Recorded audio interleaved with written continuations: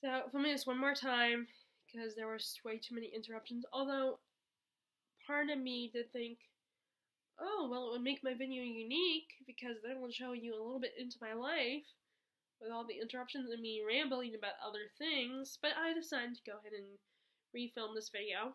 And as I said in both those videos that I filmed, hopefully this will be the last video where I talk about my plans for the year. And like I would do a worst books video. Like a lot of people do. I know a lot of people will do. A lot of people will do a series of videos where they talk about their worst books and the books they were most disappointed in. But there weren't any books that I feel like they were the worst books or the most disappointing books. Because I'm very easy to please reader. I mean, there are genres that I won't read, and there are books that I'm just like, oh, that was okay. So I mean, that's the best they could do, is talk about books that were okay for me, but that I wasn't. But I wouldn't say I was disappointed in them, because some of the books that end up turning out to be just okay are books that I kind of knew that I wouldn't be like in love with those books, because they're just not my normal reads, and they're also not the normal genre I read. But I decided to make exceptions just to check it out. So I wasn't surprised that I wasn't in love with those books. But what I could do, if you guys are interested in, is I mean, I would probably do it anyway, even if you guys don't say anything, because I'm not patient. And if it's an idea that I have that I want to do it anyway, but even if you guys don't give me the go ahead, I might still do it. And if it doesn't get a lot of, and if it didn't get a lot of views, then it's not the end of the world. But the idea is talking about books that I rated 3 to 2 stars. I mean, and there's only a few books that I've ever rated 1 star, particularly the Sleeping Beauty trilogy by Anne Rice, though it's under a different name. It's her erotica series, like in a retelling of the Sleeping Beauty. Well, not exactly a retelling, because what happens is in the plot is that Beauty ends up being rescued and woken up by the prince, but it turns out the prince is a sleazeball, and him and his mom will take princes and princesses and sell them into sex slavery. And the only reason I continued with the book was because I wanted to see Beauty get out of this situation, but I couldn't take it anymore. I spent the whole time of the book being pissed off at it and being like, angry at the fact that she is letting this happen to herself, and I just didn't want to continue. Was fed up with it and could not finish book 2 and have not even considered book 3. But that was more of a personal preference when I rated that 1 star. So just so you know, when I rate things like only a few stars, it's more of a personal, like, not necessarily that it's a bad book. Granted, I might mention some things if I do find some stuff, but I'm just really bad at reviewing books. So anyway, so this year, I have planned to, as I said in one of my goals, I plan to read, there's authors that I want to read more of their books from, and one of those authors is Stephen King. So this is something that was inspired by 3 people. I was inspired by, I want to say her name is Kate, but her channel is called Books and Things. She's a British booktuber. She reads a lot of classics and literary fiction. So Books and Things, that's her channel. And also, Natasha for My Reading is Odd, and Jess from Jess Reads Books. And those 2 love Stephen King. They are huge fans of Stephen King.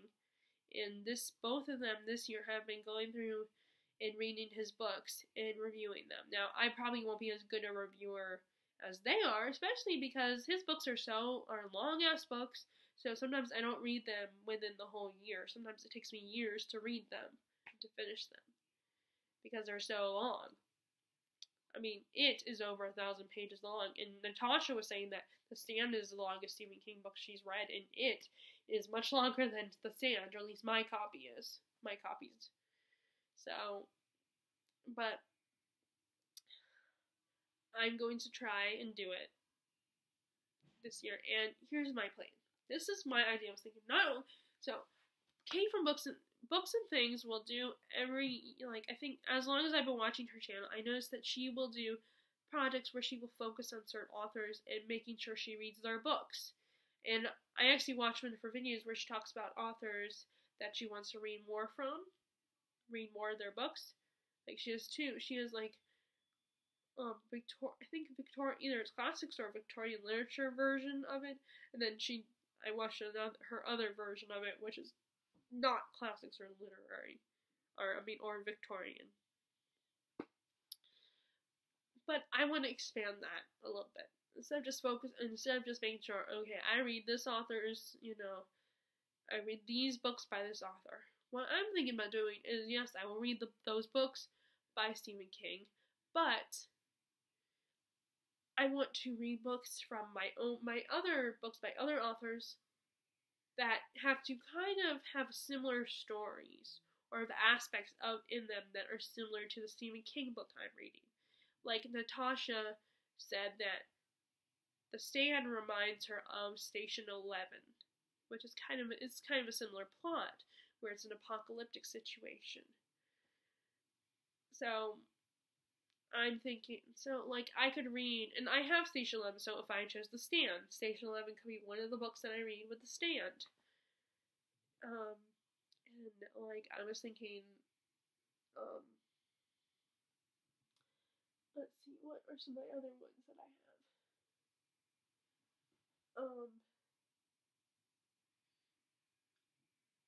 With The Eyes of the Dragon, maybe I could finish reading, I could read Frozen Tides from the Fallen Kingdom series, or I could read, like, Clash of Kings with that one as well, because they're both kind of set in a medieval-inspired world. They just have magic. I could read, I could read Renegades with The Stand, because it's kind of a alternate world. It's not, I don't know if it's not an apocalyptic world, but it is an alternate reality. But although I could link that with something else as well.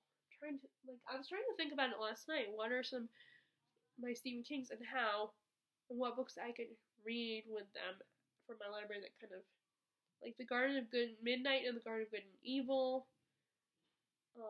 I could read it with those two together, because it's about evil in a way, and I think of what else?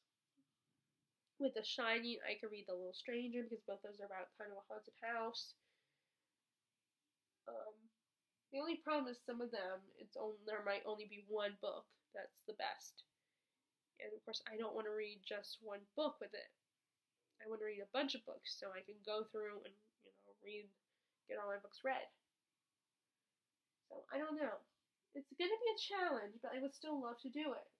Are there any, maybe Bleak House I can read with The Shining, but I don't know if that's actually a ghost story kind of situation. But, now, I don't have a huge collection of Stephen King. I am slowly building it, and this Christmas I am asking for some. So by the time, I don't know when I'm gonna upload this video, because I have, like, several videos going up on Christmas. On the Christmas Eve, or on the 23rd, that Sunday. And then I have a few videos going up on Wednesday, and those are my days I want to get to the habit of those being my days I post videos. So I might, after that Sunday, so it will be after Christmas, so by the time I post this video, I might already know if I did not get those books. I didn't say videos, I mean books. Because like I said, I asked for 3 Stephen King books this year. And I don't know if I'll get them or not. Hopefully I will. And, there's a lot of books that are like, hopefully I will get them this year. But I don't know. But the good news, but it's great. The Gibbons bookstore, the used bookstore that I always mention, it's called Gibbons. It's very helpful because it does have not a huge collection, but does have some Stephen King. It allows me to get hardback books for only $4, and paperbacks are really, it's like the most expensive book is like $4 or $5 there. So it doesn't have a huge selection though. It mostly has a lot of commercial authors like Daniel Steele, Tom Clancy, Michael Crichton has a huge collection. It doesn't have Stephen King books. It does have a few.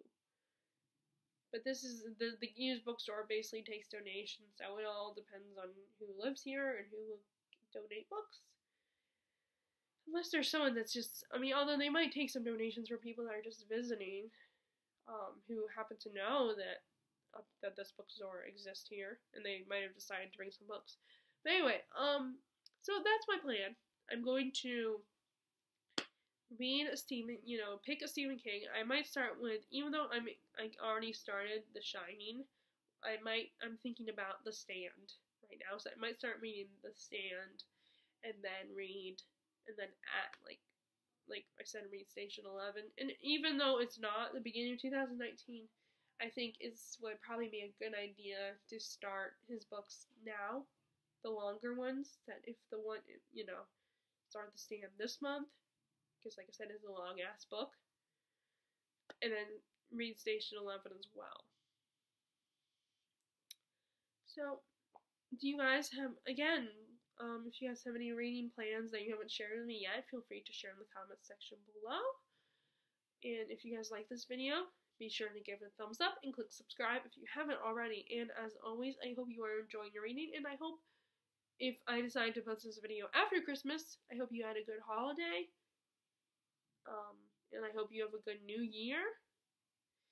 Unless you don't celebrate Christmas and celebrate one of the other holidays, or maybe you don't celebrate any holidays at all. Either way, I hope your life is going well and you're having a good winter.